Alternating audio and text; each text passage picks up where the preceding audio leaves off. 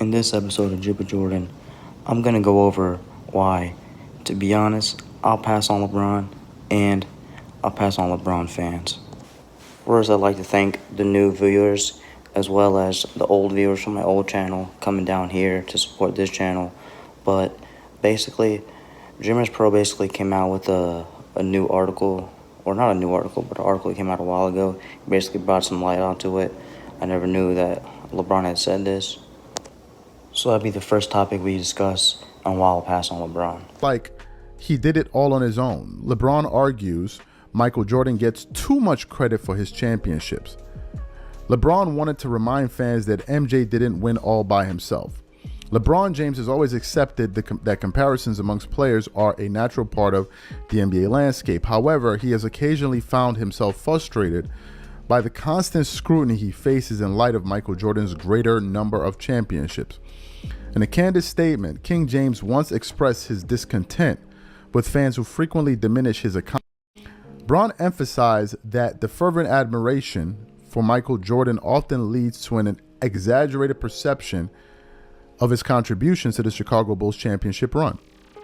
By stressing his point, James argued that it's essential for fans and analysts alike to remember that winning a championship is fundamentally a team effort. Ultimately, James's perspective challenges the prevailing notion that Jordan single-handedly carried the Bulls to success. In fact, Braun even cited a few scenarios which highlighted the collective work of the Bulls in achieving those remarkable feats. I don't think MJ ever had a Game 7 in the finals, James once said in 2016. And people say, oh, well, he was able to close it out early, and they act like he did it all on his own. They forget about the shot by John Paxson on the left wing. You know what's really, the crazy thing? In that particular game in Phoenix, MJ didn't even have the ball in his hands. Scottie Pippen brought the ball up. Charles Barkley went for the steal. Pippen threw it down to Horace Grant, and he got the defense out of place because Barkley went for that gamble. They rotated to Horace Grant, and Horace Grant threw it to Paxton. MJ didn't have to do nothing. MJ didn't have nothing to do with that play. All basketball players understand that basketball is a team sport. And so, of course, the team is involved. And I'd personally say, if you look at all the videos, Jordan's given more credit to his teammates than LeBron has. But my real point is this. Okay, so we all know basketball is a team sport. LeBron James here, using it as an excuse on why you don't have a certain amount of championships, even though you did make it to the finals. You did have some bad games in the finals. So using that as an excuse, it's pretty uncalled for. Another thing is, I don't remember other legends, Jordan, Kobe. I remember any of them really disrespecting another player, saying, I could be better than this player because of this, that, and the third. Another thing is, if we're going off team success, so the article was said in 2016. I didn't have a date, but LeBron said in 2016 the 3-1 comeback made him the GOAT. But the 3-1 comeback was a team effort. If I'm not mistaken, Kyrie had 2 40-point games in that comeback. For sure, he had one. Kyrie was clutch. He had that big three. He called out Jordan on the play where John Paxson made the three. I'm not sure if LeBron even had a hand on that play that Kyrie made. And another thing about the John Paxson thing, I'll post it there. You'll see it. But Jordan scored all the points in the fourth quarter up until that point. And so possession.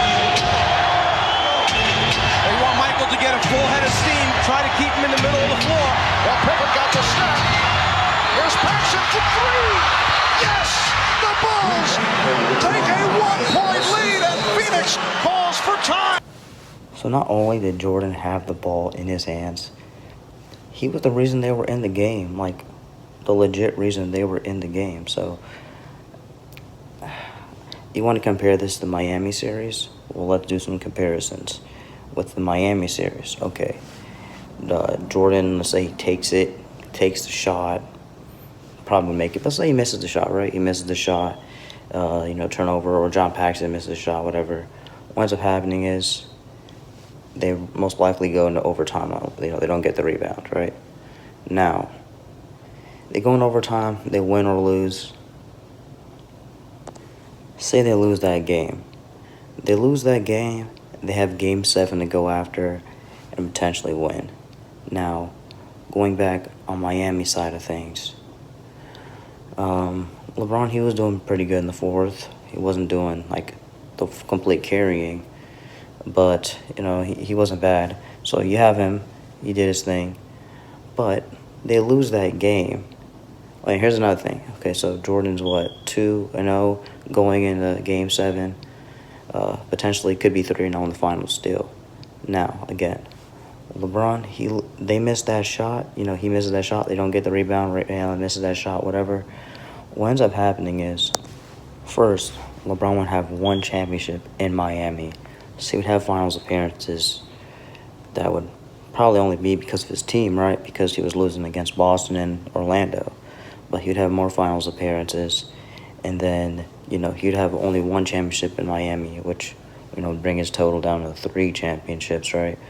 And then not only that, Tim Duncan would be undefeated against him. So anytime Tim Duncan would have, 6 championships? So Tim Duncan, LeBron, it'd be close for some of you guys, but Tim Duncan having an undefeated record over him would definitely mean something on him. I mean, he would have only beaten Kevin Garnett as a great big man that, he could go against rim protection-wise. Because, they beat the Pistons when Ben Wallace wasn't there.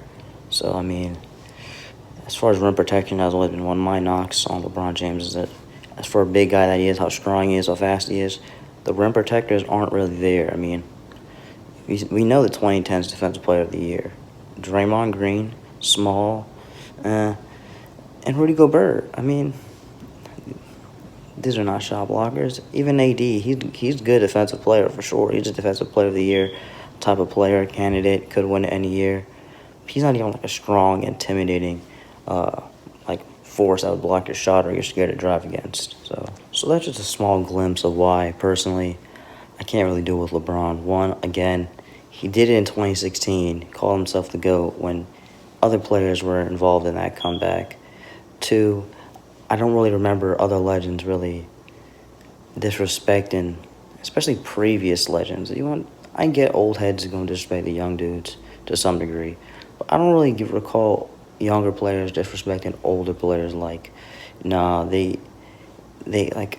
Jordan. I don't remember Jordan saying about, Kareem had Magic Johnson on his team or, anybody talking about Bill Russell's Raw teams. They don't really do that. It's unneeded for sure. That's why we say Michael Jordan over Bill Russell, because it's not even just about the championships. There's other things involved. We understand that it's a team sport and there's different factors in play when it comes to winning a championship, more than just health, team circumstance, all that stuff. But now I'm going to get into why I really can't stand LeBron James fans. People who never saw Michael Jordan play basketball and say he's the greatest of all time are simply just haters of LeBron. How could you say someone's the greatest of all time if you never even saw them play? I don't care that you watched their highlights a couple times or maybe you watched one full game of them playing. How could you say he's the greatest of all time? You never saw him play. You're literally just hating on LeBron at this point. That's the only reason why you think You want to have MJ as your GOAT because you just want to hate on LeBron. You don't like LeBron. Just accept the fact that LeBron's the greatest of all time. Maybe if you saw him play, you could say Jordan's the greatest. But if you never saw Jordan play, how could you say that he's better than LeBron? As someone in my early to mid-20s and can confirm 30-plus Jordan games watched, many documentaries, etc., just overall basketball, history searches, things of that nature, really trying to study the game, it was a pretty easy question. Now, first I have to ask, for LeBron fans, wouldn't it just be the opposite?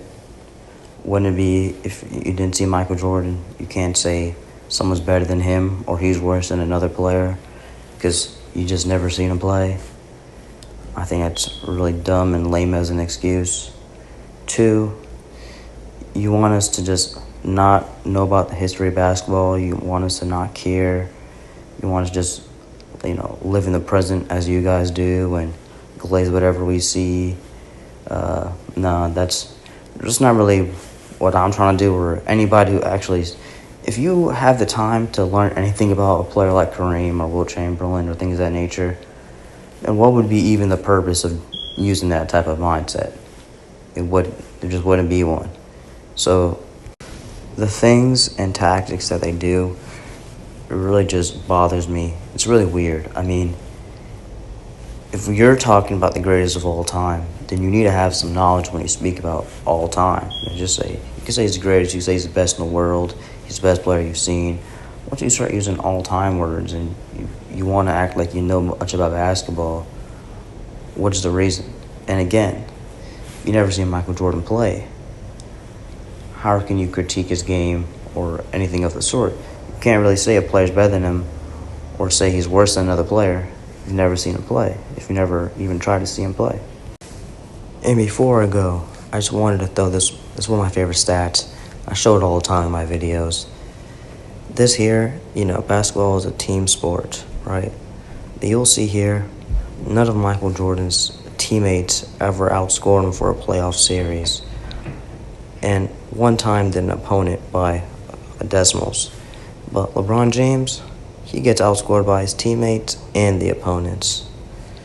Basketball is a team game. So when you look at this, yeah, LeBron James does help in other ways. That's it for today's video. If you did like the content, be sure to like and subscribe. Even comment your feelings, whether you agree or disagree. Another thing, if you did like this channel, you do like the content, obviously this is the second video, maybe even third. At this point, if you do like the channel, I highly suggest you look at my old channel and get all the videos that I have there, catch up on those, and I'll see you until next time. Salam.